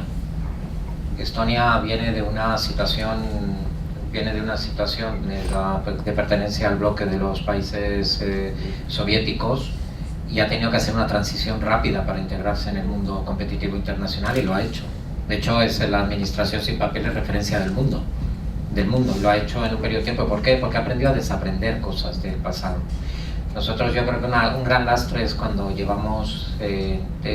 cuando venimos, nuestra sociedad, tenemos que aprender a desaprender cosas, y somos muy remisos a responder. No todo es jauja, ni en los 3 países que yo he dicho en este momento. En mi país no todo es jauja. Yo por eso decía antes que algunas veces me llama la atención la visión que se tiene desde fuera de algunas de las cosas. Nosotros estamos construyendo lo que hemos dicho en este momento con una fortísima oposición sindical. Aquí está José Manuel Rodríguez, que me acuerdo que la primera vez que vine yo aquí me llamaba la atención que yo venía de bronca permanente con los sindicatos en mi país, y resulta que una de las centrales sindicales mayoritarias que habían en aquel momento, las comisiones obreras, hacía peregrinaje a Uruguay vendiendo las excelencias del plan de competitividad del gobierno vasco. Entonces, nos hemos tenido en ese proceso determinados activos, colectivos que han estado en contra del desarrollo de ese proyecto. Se trata de ir sumando a la sociedad. Yo creo que es un elemento de educación, de pasear la plática, dar ejemplo, y aquellos que están más comprometidos, y ahí sí creo que juega un papel fundamental los gobiernos. O sea, es verdad que yo he dicho que son gobiernos de largo plazo, pero es que los gobiernos tienen que mandar señales a la ciudadanía realmente de diálogo, de colaboración, de apertura con los demás, apertura con la sociedad civil, generar mensajes de largo plazo, favorecer el mundo educativo que está. Para mí, el fundamental sería la revolución educativa. O sea, yo creo que ahí es donde está el proceso. Nosotros tenemos que hacer lo que ha hecho Finlandia, pero hacerlo realmente a fondo. Es decir, no vale... Y eso tenemos un problema, que normalmente le encargamos a un gobierno que resuelva la educación, por ejemplo, en un periodo de gobierno, 5 años es aquí, ¿no? El periodo. No lo van a hacer. Con todos los respetos para los gobiernos, no lo van a hacer, porque cuando lleguen al gobierno, entre que lo planifican, lo ponen en marcha, se enfrentan al corporativismo, tienen que pagar las nóminas, tienen que hacer las cosas que están haciendo, se te pasan los 5 años sin haberlo hecho. Esto tiene que ser fuera del marco de lo que es algunas de las instituciones formalizadas con apoyo y realmente con potestad por parte de del gobierno, del gobierno que va a ejecutar, de manera que la sociedad civil vaya articulando todo este proceso, ¿no? En algunos países, yo lo digo, en nuestro caso tienes razón, una parte de lo que viene de cultura ancestral. O sea, cuando yo hablo de sociedades participadas, eso es porque en nuestro país, para que os hagáis una idea, cuando se pagaban impuestos a la corona de Castilla, los únicos que estaban exentos de pagar impuestos a la corona de Castilla eran los nobles. Pues ¿qué hicieron los nobles del señorío de Vizcaya, que es como se llamaba entonces nuestro país? Decretar que todos los súbditos eran nobles. No pagaba nadie impuestos a la corona de Castilla. Eso es así. Existe una norma que se llama el ausolán, en euskera quiere decir trabajo de barrio, que es que y eso se mantiene todavía hasta nuestros días, que es que ese trabajo comunitario, el sentido de comunidad, cuando en una comunidad falta algo, los vecinos se agrupan para ayudarle. Cuando alguien no puede trabajar, los vecinos se agrupan para ayudarle. Cuando hay que construir algo, se hace de esa manera. No es que el cooperativismo, por decir algo, haya surgido en nuestro país con tanta fuerza porque al cura José María Arizmendiarrieta se le ocurrió un día en Mondragón que iba a montar un imperio industrial, financiero, etcétera, en base al cooperativismo. Se hizo porque había unas bases en el país, un proceso ancestral que permitía hacer ese tema. Eso hay que construirlo. Algunos lo tenemos del pasado y algunos lo tenemos que construir. Y hay que animar a todo el mundo a construir ese proceso. Es un proceso evolutivo. No hay reglas, no hay formas, no hay nada copiable de un sitio al otro. Hay que, dentro de la identidad de cada pueblo, hay que poner a rodar la pelota y hay que jugar el partido. Gracias, Xavi.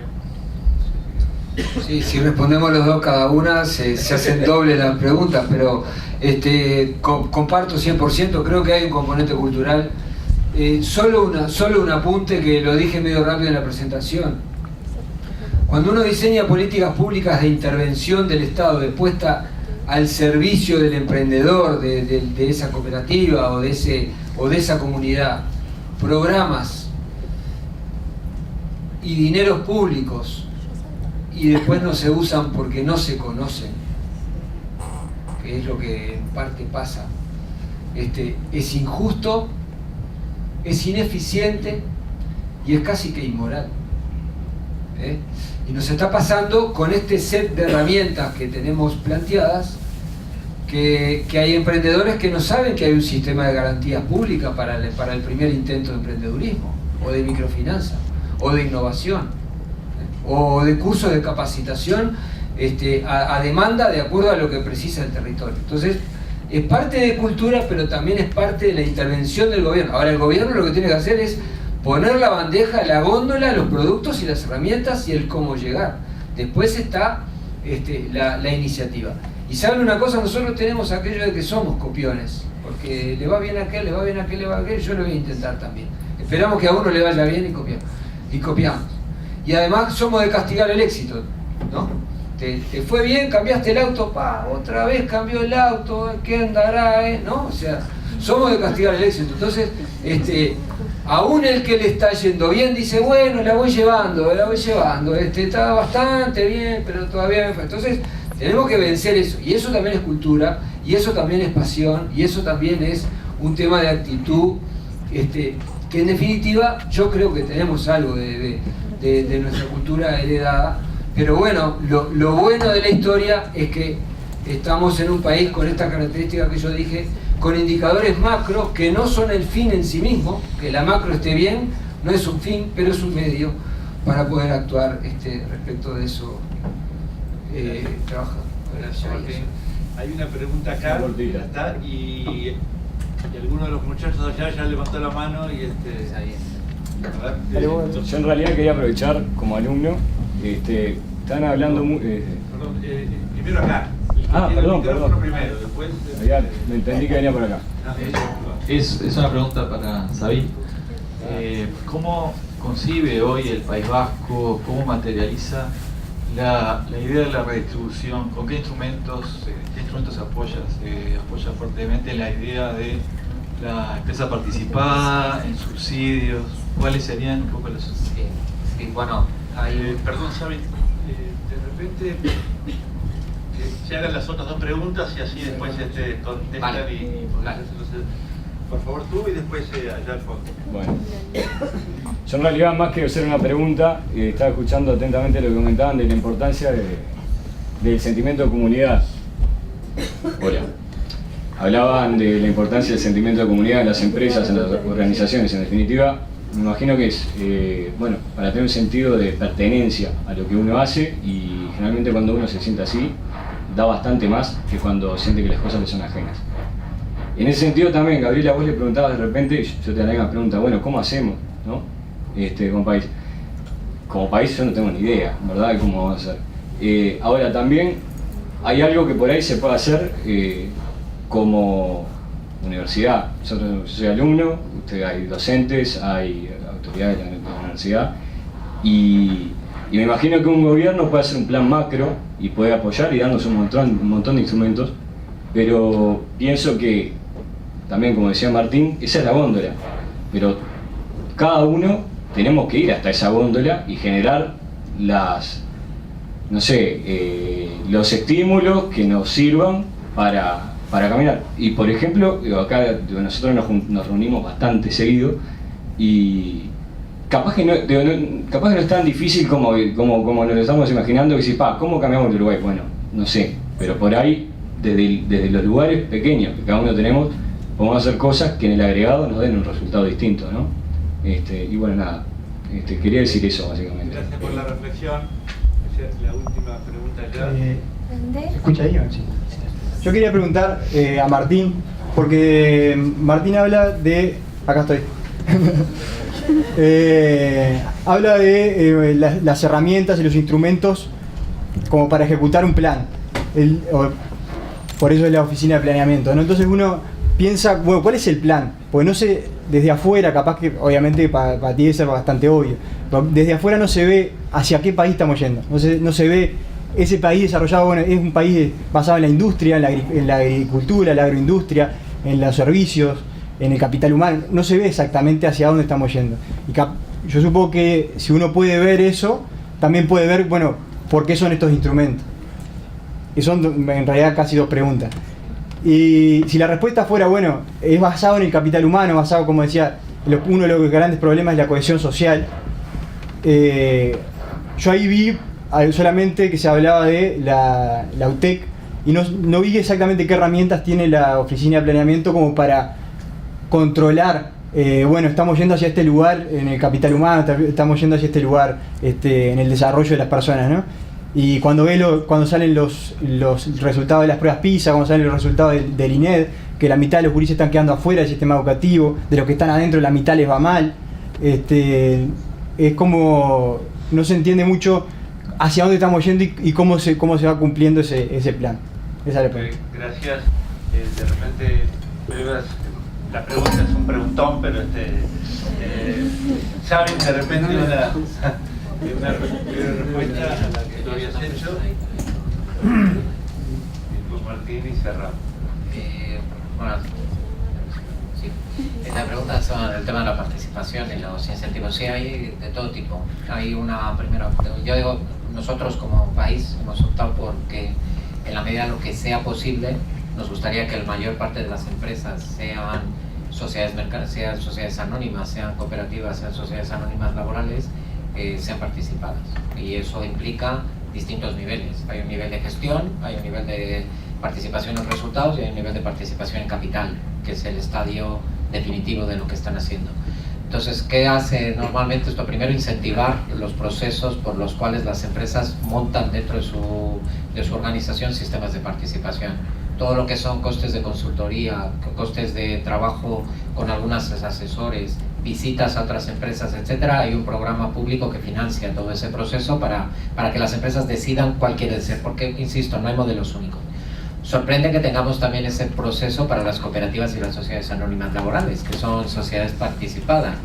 Sin embargo, nos pasa una cosa, que los sistemas se degradan y hay muchas cooperativas que no son sistemas participativos orgánicamente, pero no en la praxis.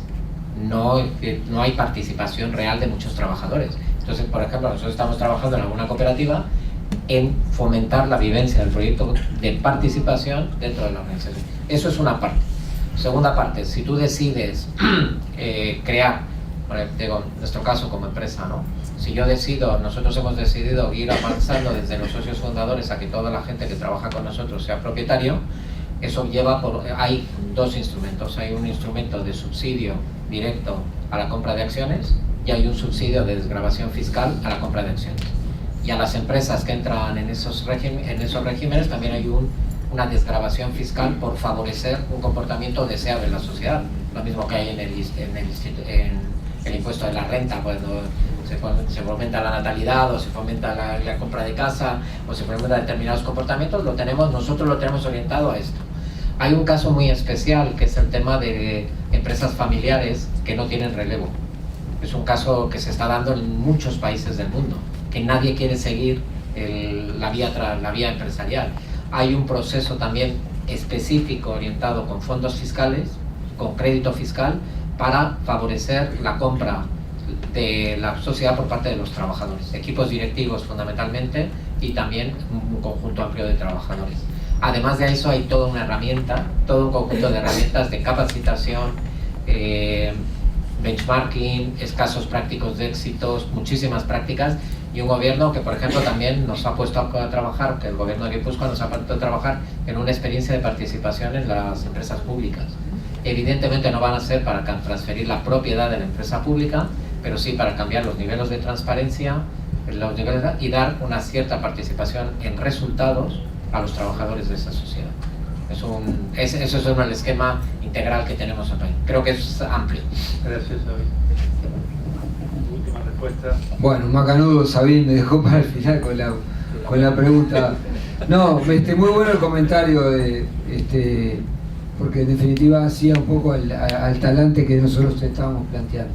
Respecto de la pregunta allá del compañero, que tenía dos partes, yo al principio comenté que la oficina de planeamiento es una oficina asesora del Poder Ejecutivo. Primera cosa, nosotros tenemos el rol de perteneciendo al inciso Presidencia de la República, asesorar al Poder Ejecutivo todo. Y en el asesoramiento del Poder Ejecutivo tenemos vínculo con los ministerios, vínculo con los intendentes, con los alcaldes ahora, y con las empresas públicas, o mal llamadas empresas públicas, porque la Constitución no las menciona como empresas, las empresas las menciona como entes autónomos y servicios descentralizados. Y ahí dentro de los entes tenemos los comerciales e industriales, como son UTE, Antel y demás, pero también tenemos las sociales, como ACE, el INAU, la Agencia de Vivienda, y también tenemos las bancarias, como son el Banco Central. Todo ese es el paquete de planeamiento y presupuesto. En particular hoy hicimos foco en la primer P, dijimos, ¿no? El del planeamiento. Y el rol es la colaboración en la planificación estratégica de la gestión de cada uno de esos lugares del organigrama del Estado, ¿tá? Participando en la planificación. La diferencia de lo que hablamos hoy con lo que hacemos todos los días es que en realidad hay un plan de gobierno que ocupa 5 años, que está atado al presupuesto nacional de los 5 años, y que el presupuesto se hace en base a un plan de 5 años. ¿Está bien? Con objetivos, con medidas de desempeño, con evaluaciones, con indicadores y tal. que arrancan desde la propuesta electoral, pasando por los discursos y pasando por los objetivos de cómo llevar ese discurso de la fuerza que gana una elección a la realidad. Pero eso hace a los 5 años. Y eso es lo que queremos cambiar. Justamente, lo que queremos cambiar es institucionalizar la planificación de largo plazo. Que pase el que pase, el Uruguay tenga una marca, un objetivo en común, como hizo Chile en su momento, que miró y pasaron los gobiernos y seguían siempre con el mismo rumbo. Uruguay nos vendieron alguna vez que era plaza financiera, cuando quisimos acordar se llevaron los depósitos de los argentinos y se cayó Brasil, y así nos fue en el 2002. Nos decían que no éramos país turístico porque teníamos calor durante 8 semanas en el año, y hoy tenemos un turismo con cruceros y con 3 millones de turistas por año, con un turismo de invierno y con un turismo de verano, con un turismo de playa, pero con un turismo de campo y un turismo del litoral. Nos decían que no teníamos vientos y ahora tenemos energía eólica. Entonces, estamos de acuerdo, tenemos que identificar. No tengo la respuesta. ¿Cuál es el Uruguay? No tengo. Lo que sí tengo es la respuesta institucional de que hoy hay un lugar en el organigrama del Estado, que es la primer P de la oficina, que pase el que pase, va a tener la obligación, por ley, de planificar el futuro de mediano plazo. Y sería muy bueno que los próximos presupuestos nacionales no fueran presupuestos incrementalistas, de agarrar el presupuesto que viene y agrego un pedacito al otro año y agrego un pedacito, sino que primero se hace el plan, como nos enseñan en la Facultad de Ciencias Económicas, primero se hace un plan, se baja objetivos, se baja acciones y después se presupuesta. Porque hay cosas que hoy ya en el presupuesto no están asociadas a lo que es el plan. Nuestro proyecto empezó siendo estimar la población de Uruguay 2030. No tenemos buenas noticias en cuanto a la población, pero sí tenemos buenas noticias de que sabemos lo que va a pasar. Entonces podemos actuar ahora, teniendo la base de la estimación de la población, el aumento de la expectativa de vida, que en definitiva es un síntoma de bienestar.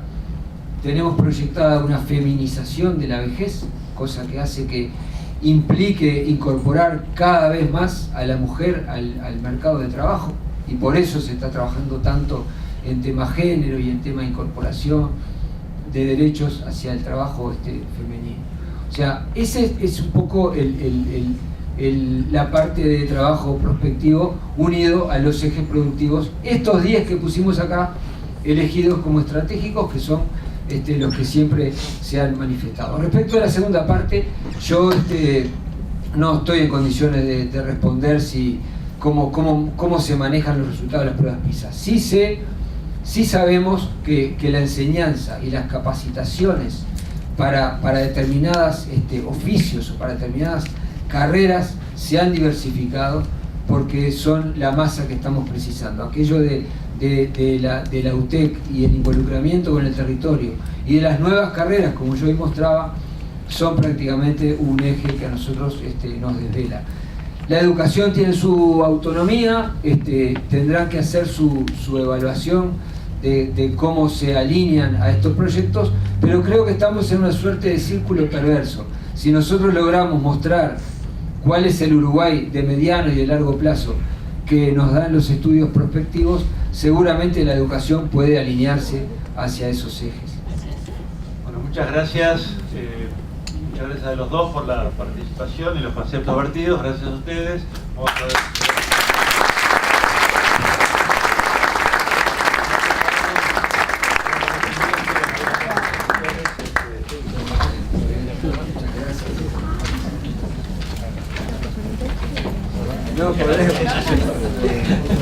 Bueno, y Martín lo adelantó al inicio, los invitamos a un brindis para festejar.